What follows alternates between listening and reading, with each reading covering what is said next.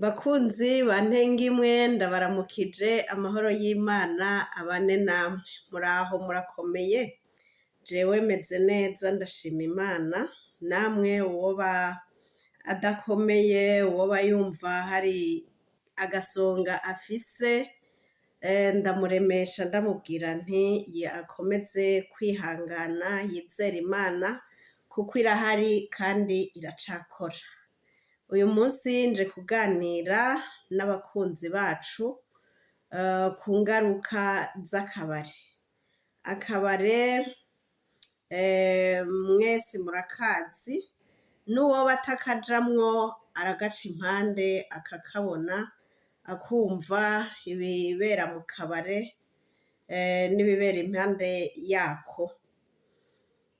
Baravuga ngo mu kirundi ngo n'utagira inka arabona aho zituruka canke arabona aho ziragirwa, ni kimwe muri ivyo bibiri. Rero ndavuga nti ingaruka z'akabare canke ingaruka z'ikintu cose harabaho ingaruka nziza n'ingaruka mbi. Ingaruka nziza z'akabare ni izahe? Kuri jewe ni ingaruka nziza z'akabare ni ahantu nyene akabare akura uburyo bwo kubaho no kubeshaho umuryango wiwe. Iyo nyene akabare adandaje akunguka ni vyiza kuri we. Hanyuma ku bandi bahagendera nabo usanga ari ahantu abantu bahurira bakivuna akanyota, hanyuma abandi bakanahaganirira bakungurana ivyiyumviro, bakumva baranezerewe, bakumva bamwe imitima iraruhutse, ariko novuga nti hariho n'abaharuhira, ari ingaruka imwe rero mu zitari nziza. Jewe rero ngira nibande ku ngaruka zitari nziza z'akabare, ababufise baje kunyihanganira canke n'abakora mu kabare muje kumbabarira. Nibaza ko n'uwoba ahakora canke afise ako kabare izo ngaruka mbi ngiye kuvuga ko nawe nyene ahora azibona. Izo ngaruka mbi rero ndazivuga, ubwa mbere novuga nti ingaruka mbi ya mbere ni akaboregwe. Akaboregwe ku muntu si keza. Mvuze nti akaboregwe ntimwumve yuko umuntu wese agiye mu kabare aca aboregwa. Oya, urashobora kuja mu kabare ukinywera ifanta canke ukanywa amazi canke n'iyo nzoga ukayinywa mugabo ukibuka kwigerera ntuce uboregwa.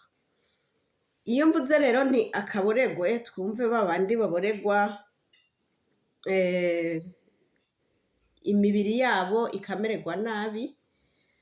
Hariho abantu iyo baborewe usanga umuco wabo uciye uhinduka, yari nk'umuntu wabona adakunda kuvuga aca atangura gutera inkuru nyinshi, akavuga n'iryo yari yaribagiye n'iryo yari yarabitse mu nda uwo munsi akarivuga. Inzoga ngo ni nkura mu mubindi ndagukure mu bagabo. Urumva ushobora kuba warabitse akabanga mugabo wanyoye ugaca ugasohora, canke bigaca bituma urinda ivyo wari waratinye kuvuga utanyoye, uwo munsi wanyoye ugaca ubivuga. None ivyo bintu wumva woba uvugishijwe n'inzoga wumva vyoba ari vyiza vy'ukuri? Ntibiba ari vyiza. Hanyuma ikindi kiretse nuko ishobora kukumenesha ibanga, ushobora kuba umubiri wawe uba uriko urawonona. Iyo umubiri uborewe bishobora gutuma ugira n'ingwara. Simvuze yuko abataboregwa nabo batagwara, ariko ushobora kugwara kubera kuboregwa, kandi iyo wari kutanywa ngo uboregwe utari kugwara. Ivyo ni ibibaho. Hanyuma iyo waborewe, ingaruka zindi zishobora kubaho, ushobora kuboregwa ukibagira gutaha ukarara aho waroye mu kabare, canke uri umuntu atwara imodoka ushobora gukora accident, bitabujije yuko n'abatanyoye nabo bashobora gukora accident, ariko wanyoye kenshi birashobora gutuma ugira accident gusumba uwundi muntu atanyoye. Ivyo ni ibintu bishika. Hanyuma ushobora nkino mu Burayi hoho, iyo wanyoye inzoga ugahura na polisi, bakagupima bagasanga warengeje urugero bobo bashaka yuko umuntu agezako, iyo warurengeje baraguca amande. Ayo mande rero urumva ko ari amafaranga aba agiye utazoronkamwo inyungu, ntibiba ari ibintu vyiza. Ikindi novuga ni uburyo buhahonera. Agafaranga karahonera mu kabare ku bantu baja mu kabare. Jewe sinumva umuntu, hariho abantu bashobora gutonda mu kabare du lundi à dimanche. None ayo mafaranga mwe muyakura he gabasha? Muba muhembwa ya mishahara twese duhembwa?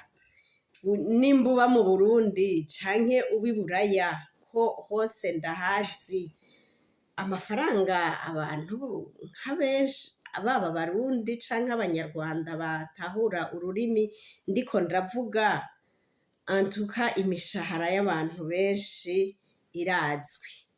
Rero iyo uja mu kabare imisi yose, canke reka dufate nka 3 mu ndwi, none ako gafaranga ukoresha, wewe ubiravye kweri ntaco kononye mu muryango?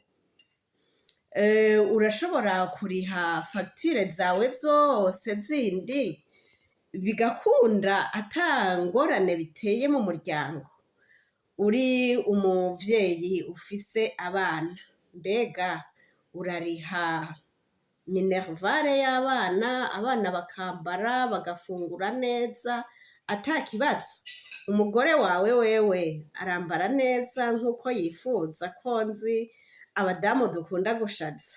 Canke wewe nyene mushingantahe, nimba ari wowe uja mu kabare, na wewe nyene wumva wambara agahuzu wifuza, ukaba aho wewe ushaka, nimba ugipanze ugapanga ahantu heza wewe uvuga uti aha harankwiye. Ico nico kwiyumvirako.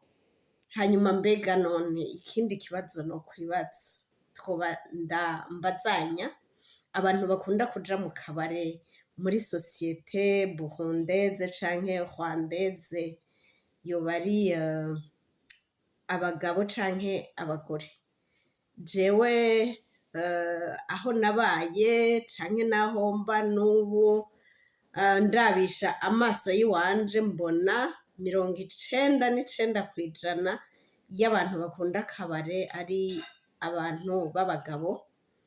N'abagore bariho, murumva yuko ico gice gisigaye ni abagore. Abagabo kuri jewe baja mu kabare cane gusumba abagore. Sinzi rero ko aribo babirekuriwe, sinzi yuko aribo bahembwa menshi, sinzi yuko baba bahunze muhira kubera habaruhisha canke batagira ivyo bahakorera. Muri iyi minsi abagabo murangoreweko.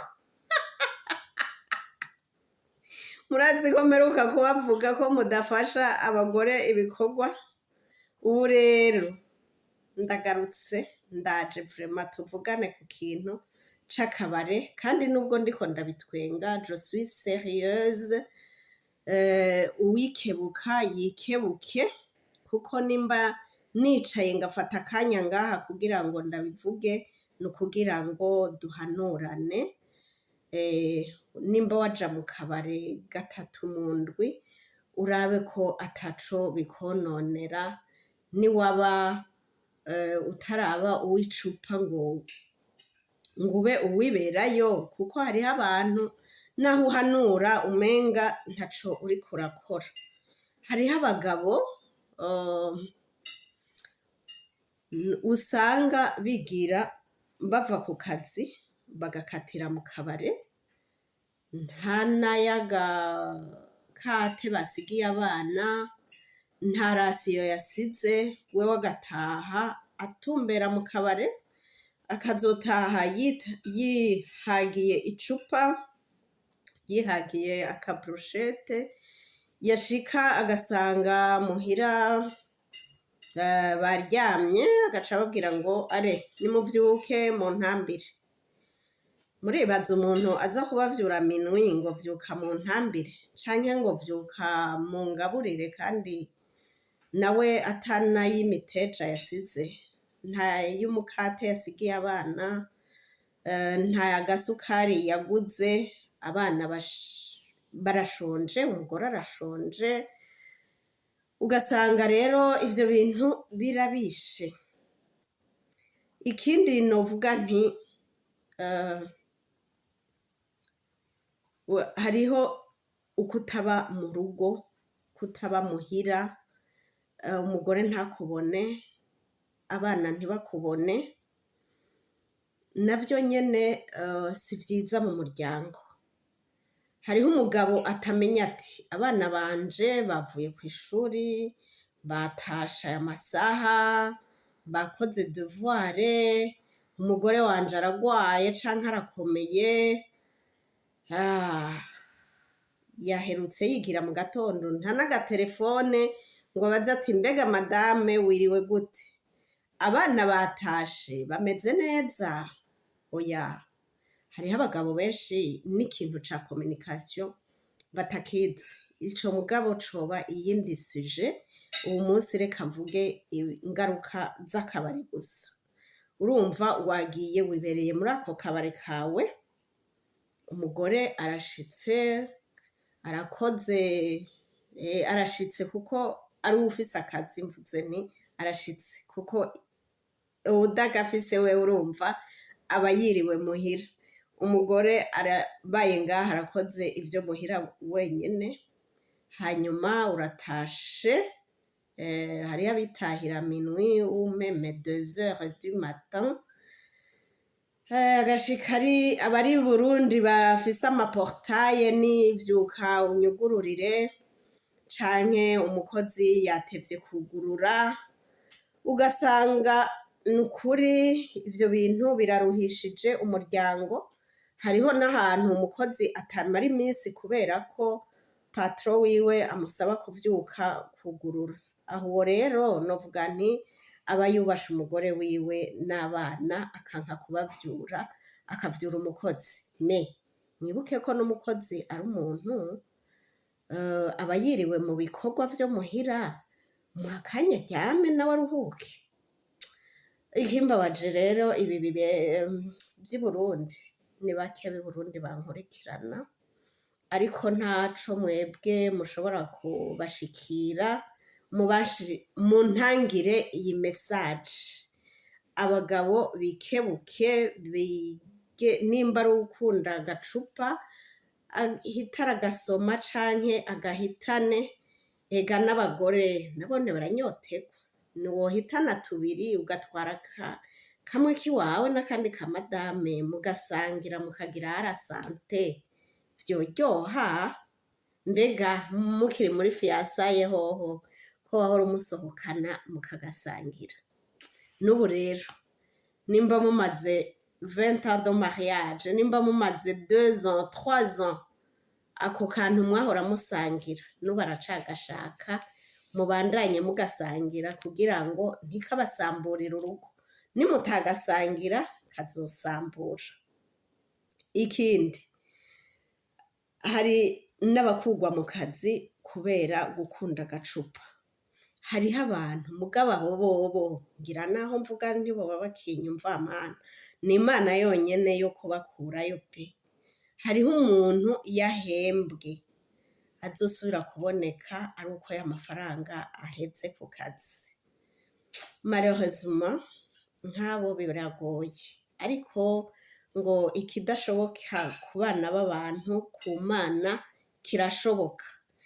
Abo bantu aho bari, nimba umuzi umuntu ahembwa akazosubira ku kazi yayamaze, umwegere urabe ico womufasha ako gacupa agahebe. Naho bigoye uwamaze kugera kuri urwo rwego. Hariho abantu aja ku kazi uribaza mu gatondo nko muri bisi ukicara nko muri bisi ukaja wumva muri bisi yose inuka umufuke.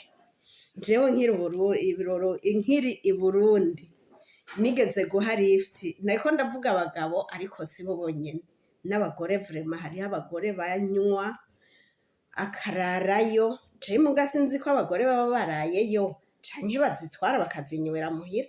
None umugore yorara mu kabare agatahira ku mugabo, uwo mugabo wiwe yoba ameze gute?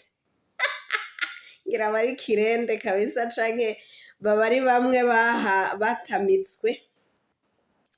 Rero nagira mvuge nti hariho umugore nigeze guha lift, hanyuma kubera impande yanje hariho uwundi muntu nahaye lift nyene, nawe aca yicara inyuma yanje. Ndababwire uwo mugore wamenga bazimusutseko. Hari kuwa mbere uwo munsi nashitse namushikanye aho yururukira numva mfuye pe. Wamenga mana yanje imodoka yanje bayimenye ko inzoga vyagenze gute. Ndavuga nti mana uwo mugore yaraye he kweri. Nukuri abantu nk'abo mwikebuke. Nawe wa mugore we nahaye lift uwo munsi ukaba unyumva, nukuri sinubahutse kubikubarira kuko waca ubona umenga ndashize isoni. Sinarose n'umwanya wo kubikubwira, kandi naho nabikubarira sinzi ko hari ico wari guhindura. Rero aka niko kanya ndose kukubikubarira kugira ngo nukuri wikebuke. Waratsitaje umutima wanje, nca ndiyumvira abantu mubana mu nzu nabo, nimba umuntu muryamana nawe ikuntu yaraye amerewe nkumva ingorane. Urazi ugiye muri toilette mu gitondo, iyo umuntu yagiyemwo umuntu yanyoye inzoga nawe utazinywa ayibona, ibinuka ukavuga uti mana yanje we, none mwe ntimunukirwa mbega? Murambabarira vraiment abantu musoma agacupa. Sindiko ndababuza kunywa mugabo ndiko ndababuza kunywa izirenze. Nahora numva ngo bavuga ngo inzoga unyoye nimba ari nyuma ya 5, nimba ari mu maminwi, ngo nizo zituma umuntu anuka umufuke. Nukuri niba ukunda agacupa unywe wigerere, ureke kwica umubiri wawe, ureke kononera abo mubana. Hanyuma hariho n'ikindi kintu bavuga ngo tout excès est mauvais. Urumva ikintu cose kirenze urugero ni kibi. Muri Bibiliya haravuga ngo niwakora ikintu nubwo worya inyama zigatsitaza mugenzawe, izo nyama zireke, zizoba zikubereye icaha. Rero niwanywa inzoga naho igatsitaza uwo mubana canke uwo mukorana, menya ko nawewe bimaze kukubera icaha. Hanyuma ikindi novuga nti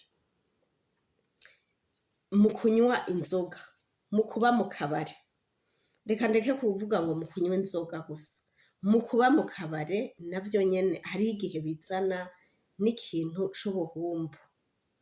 Nukuri abantu bama mu kabare nabo nyene barahagirira ingorane. Uko kuntu uja gusangira inzoga n'abantu benshi hari igihe bikwandukiza ingeso utari usanganywe, bivanye n'abo muzisangira, bivanye.